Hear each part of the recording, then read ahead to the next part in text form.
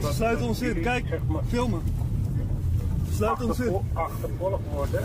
Hey, wow, wow. Het Ameland had een akelige vooroer aan het barren bij het Sinterklaasfeest.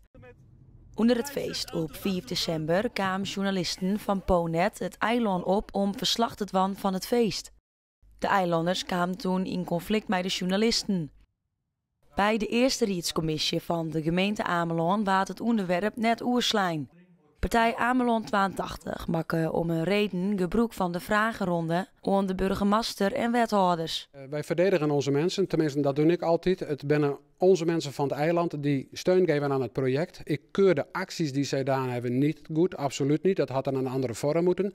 Maar die mensen hebben wel onze steun nodig, want die staan voor het eiland, voor het feest en voor ons allemaal. De burgemeester wacht het onderzoek van de politie aan en praat ontdekt hij het net met de parsen over dit onderwerp. De burgemeester beantwoordt de vragen in de rieënwol, maar jouwt aan onafhankelijk te blijven.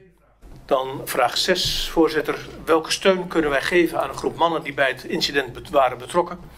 Voorzitter, wat ons betreft als gemeentebestuur geven wij geen ondersteuning daaraan. Wij mengen ons niet in de procedures en de onderzoeken die nu plaatsvinden.